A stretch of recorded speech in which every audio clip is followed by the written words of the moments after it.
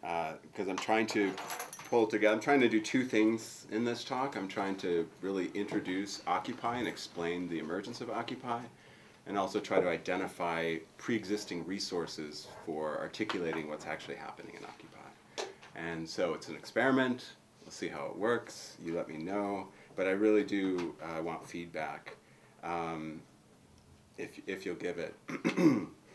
I'll probably talk for 20-25 minutes, and then we'll have discussion for a half-hour Q&A. So, and thanks for coming on this beautiful day. I really appreciate it.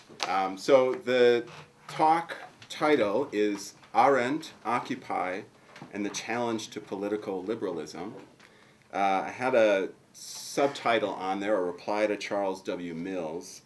Part of that, or that relates to a conference panel I was on in the fall at the APA, and Mills was on the panel as well, and I did Occupy and the, I was talking about Occupy and the challenge to liberalism, and Mills, unbeknownst to me, was talking about Occupy and why liberalism is exactly what we should be talking about in Occupy. And so this is my attempt. That was a very relaxed and informal panel that we gave, and so this is me trying to dig a little bit deeper. So the project in general is to try to make explicit principles that I see operating in Occupy, and I'm using the work of Hannah Arendt to explain some of that, particularly her notion of the sociality of action and speech, and also her notion of an associative form of power or democratic power. After I demonstrate or apply Arendt's work to Occupy, I'm then going to just briefly move in the closing to talk about Charles Mills and his project called Occupied Liberalism. So I've divided the talk into roughly 4 parts. I take up in the first 3 sections questions of representation, power, and very briefly property, all within the context of Occupy. And as I see it, all 3 of these share a rejection of the discourse of right and of abstraction, and that Occupy instead emphasizes physical conditions and concrete forms of association in political action.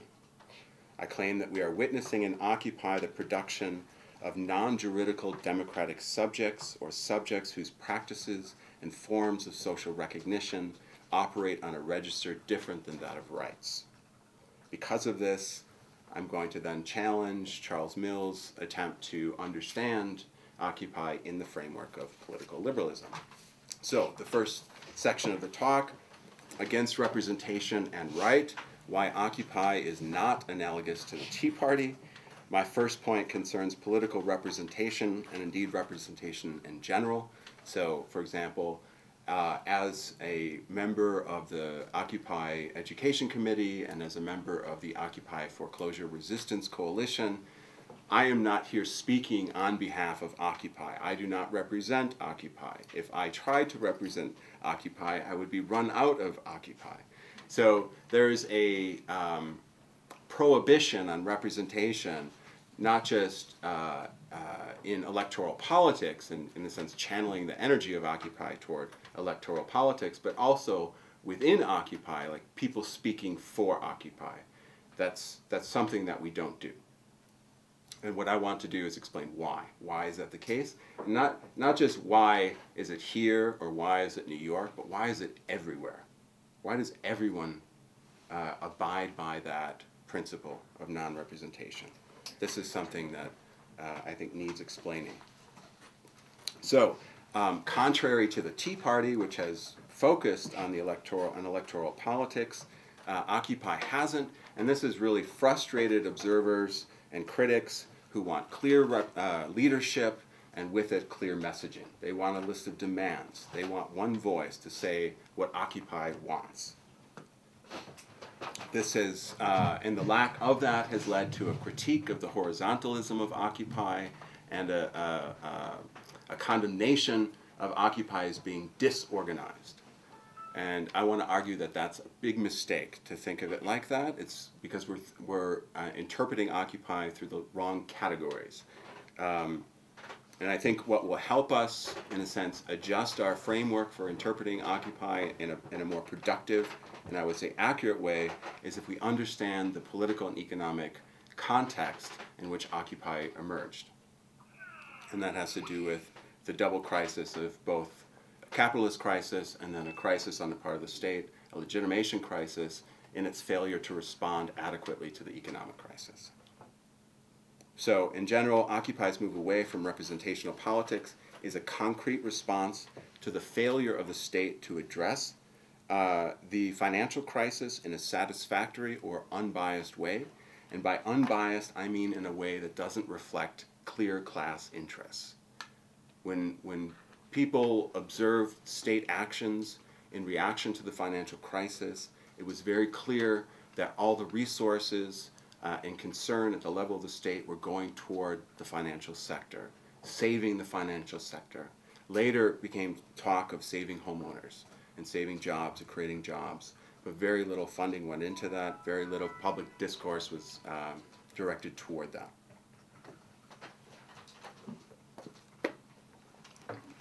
Well, what I want to argue is that this is the reason that there was a lag time between the financial crisis in 2007 and the emergence of Occupy in fall of 2011. That lag time is the lag time between the financial crisis and then the anticipation of the state addressing that crisis in a satisfactory way. When that didn't happen, then you get the emergence of Occupy, right? So Occupy is emerging in response to a legitimation crisis on the part of representational politics.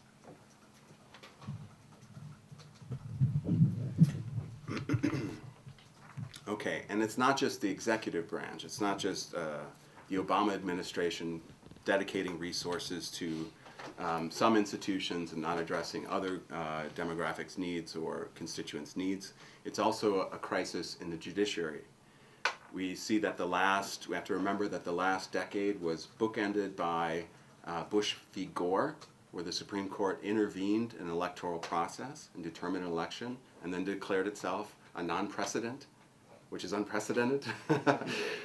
And that decade was ended with Citizens United, which was probably the clearest and last straw of an attack on representational democracy by allowing corporations, considering corporations persons, considering speech, money to be speech, and then considering corporate money free speech, constitutionally protected. So these are, what I'm saying is that there was a simmering legitimation crisis in the judiciary, and Citizens United, a year before Occupy, kind of boiled over that crisis, right? It buttoned it up and delivered it to you. That's a serious loss of legitimation, Citizens United. Okay, and what I want to say is that if we don't look at the emergence of Occupy in the context of the legitimation crisis on the part of the executive branch and the judiciary, and the legislative branches always has a legitimation crisis, basically. It's the other two that really came to a head. If we don't look at Occupy in that context, we won't see why Occupy is directly responding to that legitimation crisis. Right? So I want to read Occupy as a response to that crisis in legitimation. Okay. So, if Occupy is rejecting representational politics, what is it doing? Right? That's the question.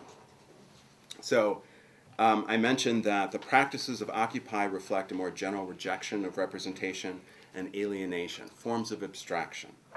Such abstraction and alienation is necessary to produce right, as an abstract claim that excludes and obligates others, or as an entitlement to some action, and in turn rights-bearing persons.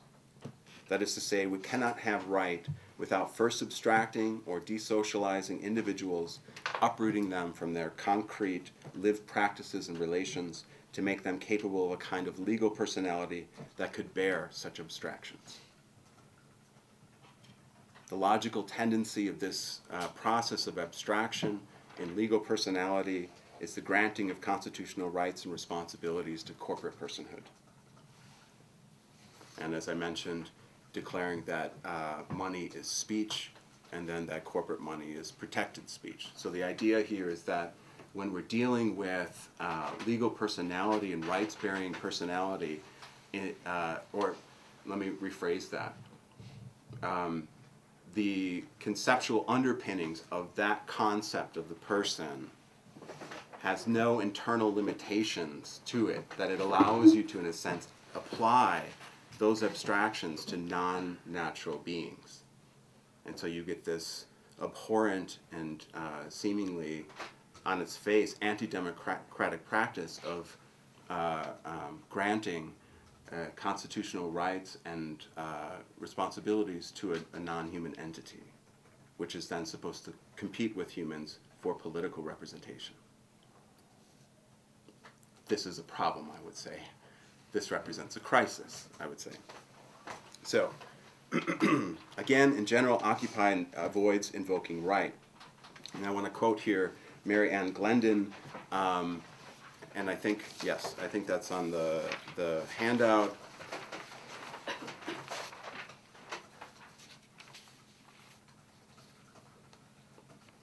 It's actually, sorry, it's in the wrong order. It's the last quote on that, in that section.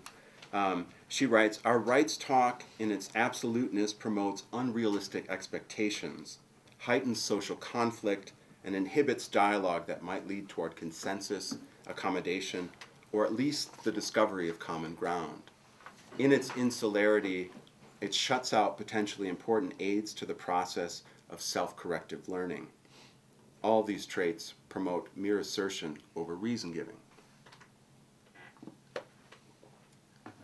And as we'll see in the practices of Occupy, as I will argue, this reason-giving and coming to consensus is the essence of Occupy's political practice.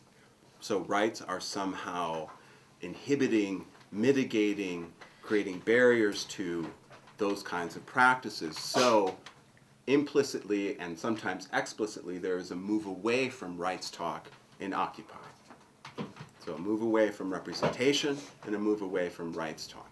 Right? And again, this isn't just in one occupation or one city or 5 cities or 10 cities. It's in every city where there's an occupation or an Occupy group. Right? So there's something happening in this kind of political praxis that is generating an aversion to representation and an aversion to right. Okay. So if Occupy avoids political representation, as the alienation and transfer of the power to speak and act to another, the authorizing of another to represent your will in public, then what is the political practice of Occupy? In short, it is the presenting of one's will in public. It sounds really simple, but we almost never do it. So rather than having someone represent ourselves, our will, our judgment, our interests, we are presenting our will, our interests, our judgment. The congregation of subjects speaking and acting with each other, unmediated by abstract rights. This is the essence of Occupy. The operative form of social recognition here is thus oriented toward non-juridical subject participants rather than rights-bearing persons. For those who've participated in Occupy, you've probably experienced this kind of practical orientation of the politics, as well as the kind of participatory sense of belonging. You belong there by participating, right? That's how you generate recognition as a political actor. Okay, so I want to talk about space now, because obviously occupation is occupation of space, and much of the kind of political struggles over the last several months have been trying to keep encampments, keep that space.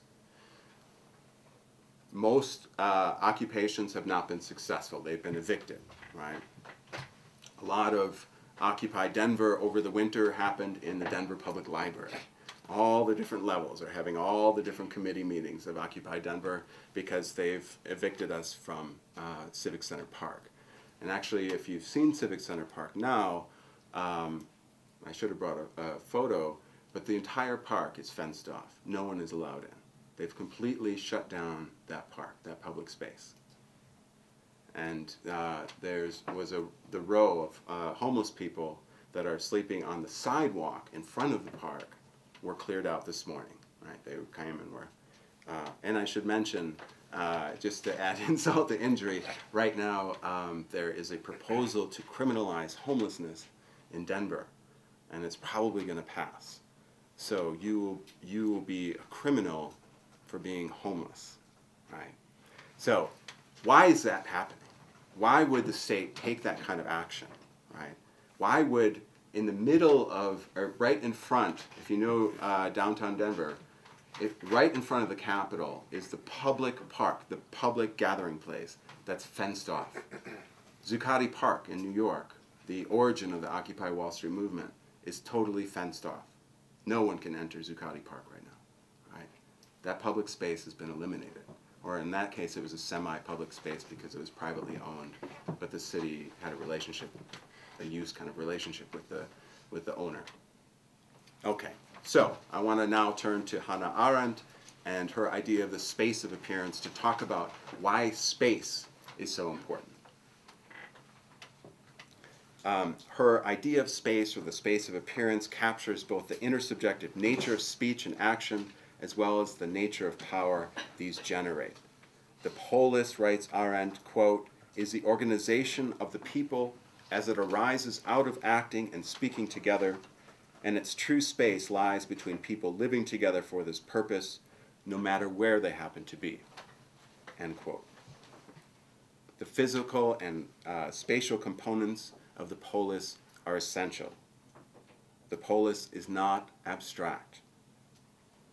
It, quote, can find its proper location almost any time and anywhere, but it does not survive the actuality of the movement which brought it into being, says Arendt. The polis dissipates when people disperse or when they're no longer acting and speaking in common cause. And the polis cannot form when public spaces are denied it or violence is used to destroy it. Tyranny operates through isolation and the exclusion of subjects from spaces of appearance, says Arendt. It contradicts, she writes, quote, the essential human condition of plurality, the acting and speaking together, which is the condition of all forms of political organization, end quote.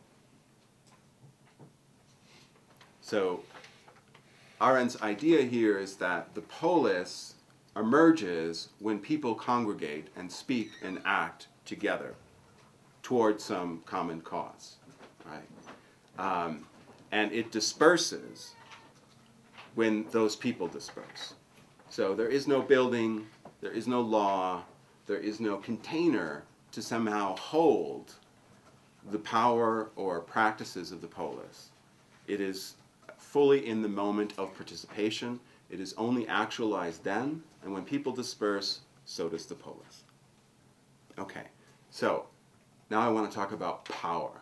Arendt has a very, I would say, very beautiful understanding of power that's connected to this idea of the polis.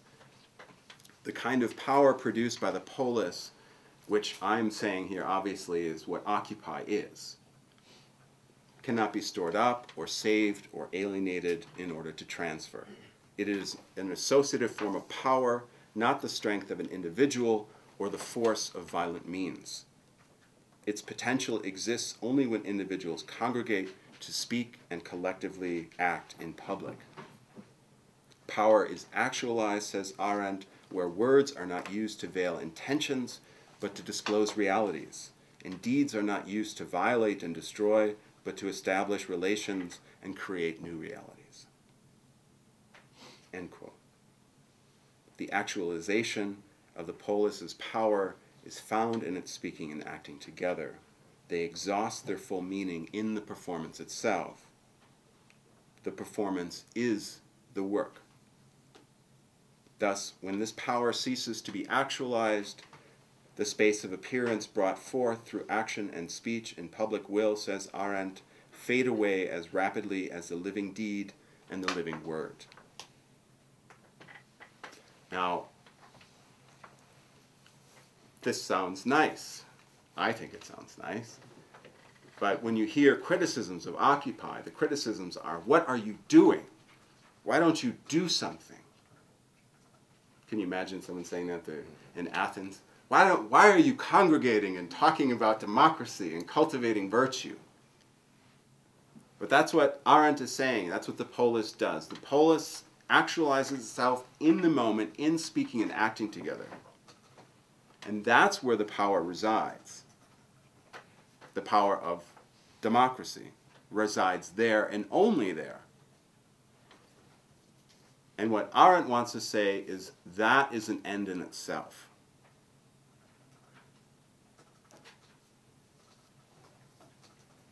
So let me fill that out a bit. What's happening in the participation in the polis? In the power of the polis, writes Arendt, we disclose who we are as subjects, not just to others, but to ourselves. This is not otherwise possible. We cannot know who we are until we speak and act with others. What is more, participation in the polis cultivates who we are while making the sociality of ourselves ever more explicit.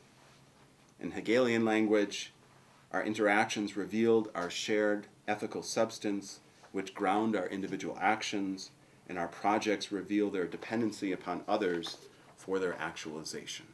So we come to realize the interdependency of our projects and our will with others.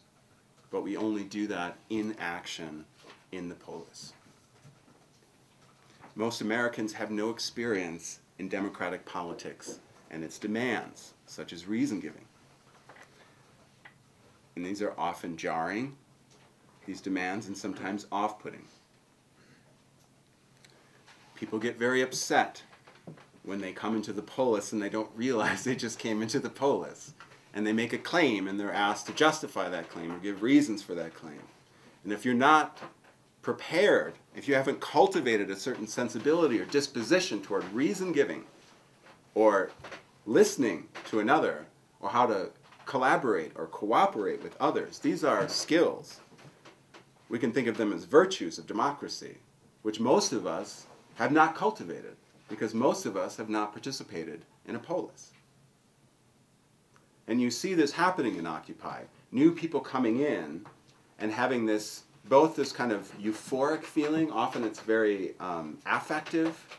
They feel a sense of connectedness. They feel like they didn't realize how separate and even lonely they were until they participate in this kind of political activity.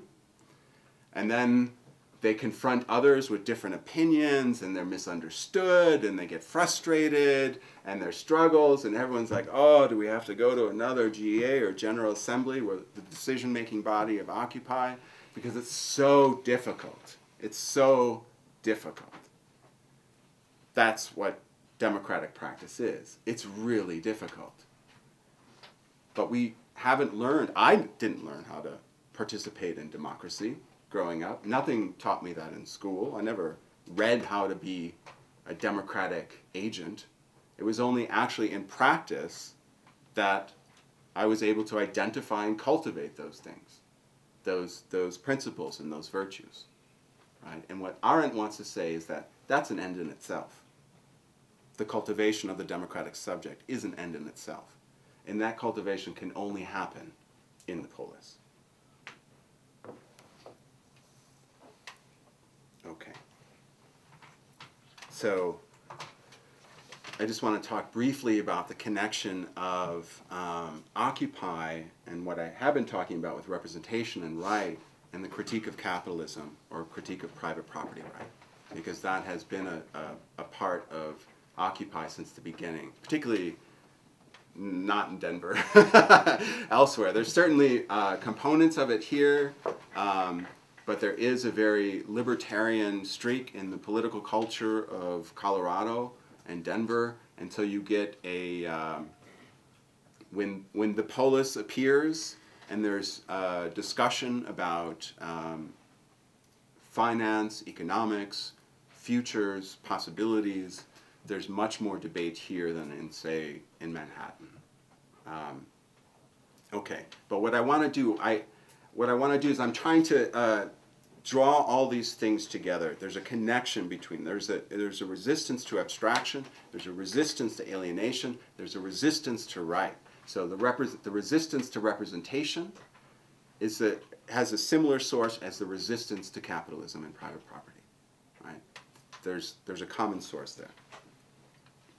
Okay, so Occupy's encampments and reclamation of space are not exercises in legal freedoms, instantiations of rights of legal subjects, or tactical acts of civil disobedience.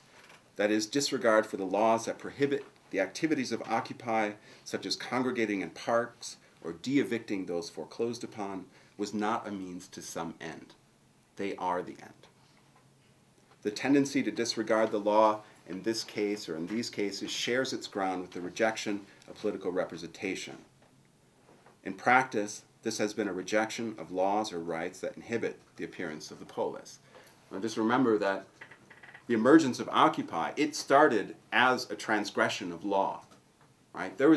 It was illegal to occupy all of these spaces in all of these cities, but people did it, right? They created a polis against the law.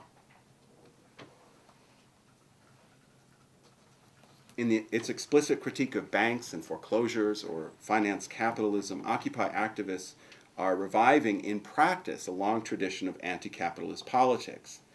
The conflict between democracy and property right, one Occupy is again revealing in its own practices, even if it's not stating it as such.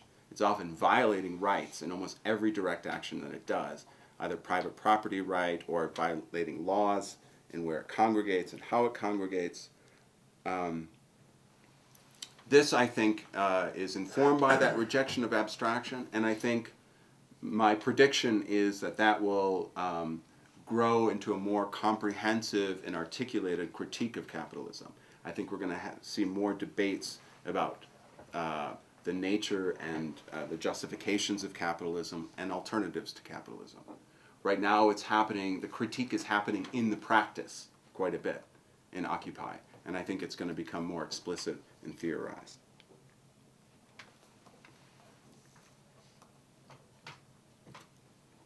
State resistance to the appearance of the polis, as we saw in the closing of these parks, in foreclosures, in the wave of voter restriction legislation, in corporate personhood, and even larger pre-recession concerns about environmental destruction and unsustainable production, will most likely manifest as various targets in a democratic critique of capitalism, or more particularly the private property right and private power.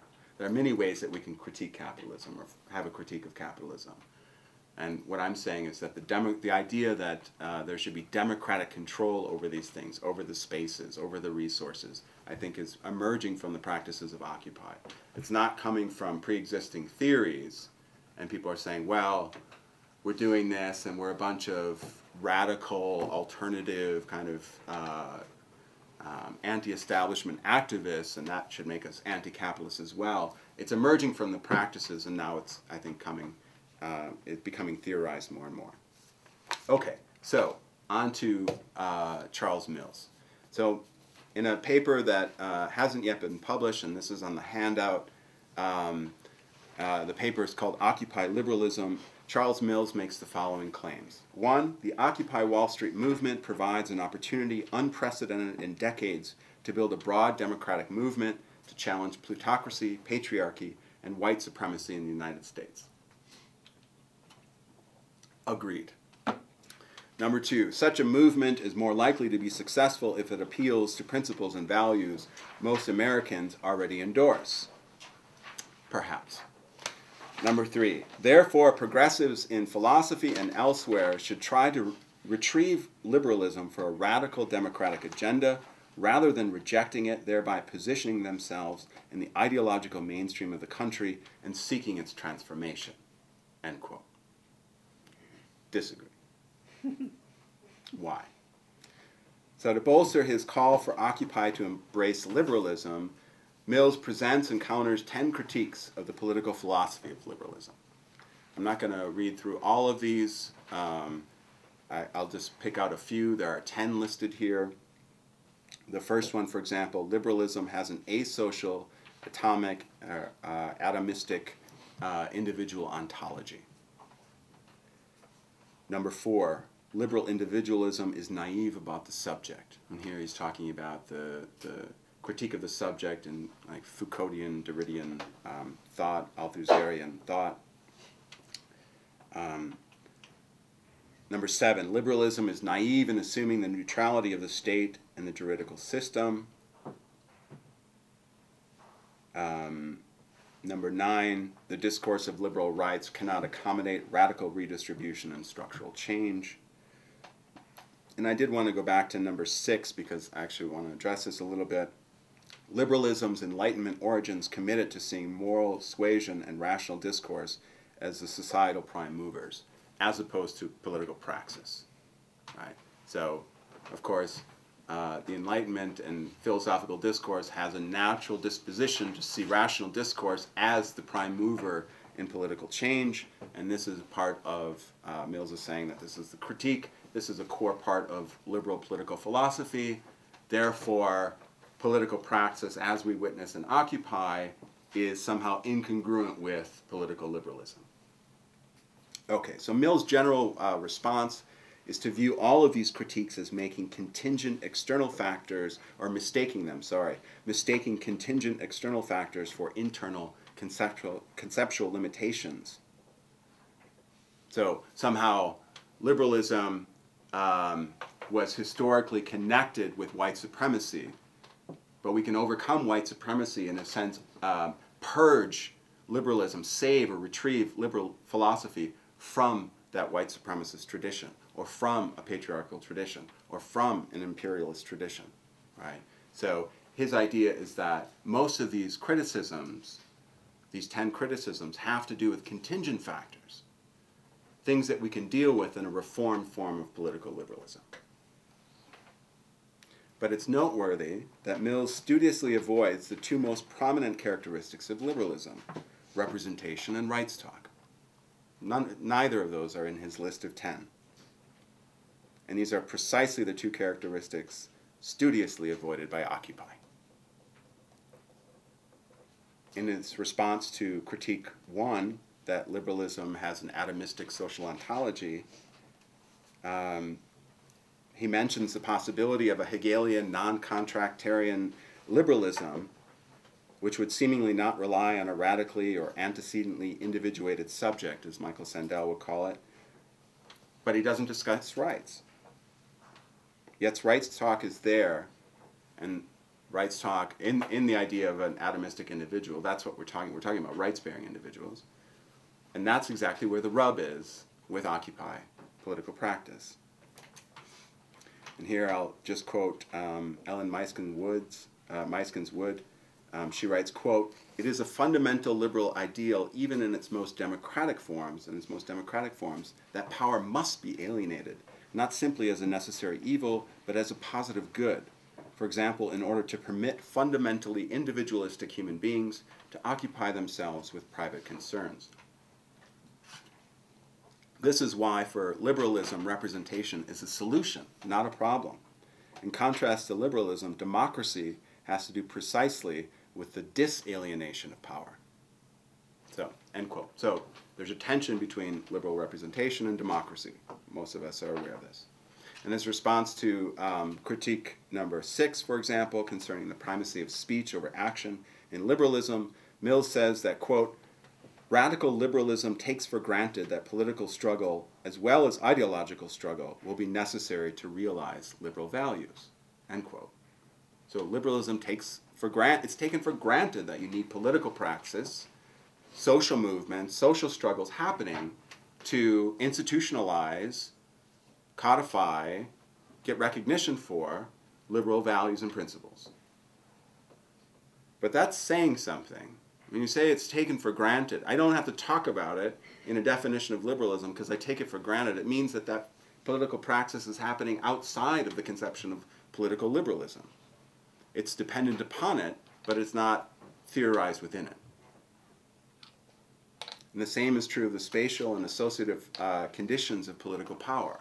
These are missing from political liberalism. They don't have a home within the formalism and individualism of its doctrine. So these spatial conditions, associative forms of power, even political praxis itself, those things actually fall outside of. And what I'm saying is that that's what Occupy is addressing. So there's definitely a problem in trying to bring these things together. Okay, let me close with a quote from Arendt. This is from a 1970s interview she did. She was asked, what kind of, based on your idea of power, based on your idea of active citizenship, what kind of state do you foresee as an alternative to the contemporary state? She called it a council system that was horizontally directed, she said. And this springs spontaneously from the nature of political action itself, she says. So this idea of council democracy, a council system, she says that's what emerges in the Russian Revolution, in the Paris Commune, Revolution of 1848, etc., on and on and on. At these revolutionary moments, you get the emergence of a council form of political association and power, which is then co-opted as quickly as it can be by parties and bureaucracy. Okay, so she says, she writes, the councils say, and we could say the General Assemblies say, we want to participate, we want to debate, we want to make our voices heard in public, and we want to have a possibility to determine the political course of our country.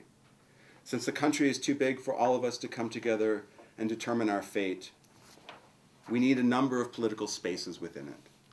The booth in which we deposit our ballots is unquestionably too small, for this booth has room only for one.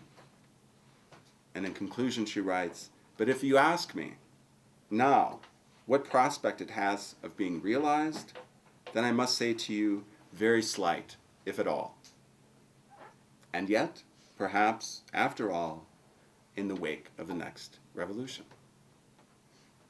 End quote, and thank you.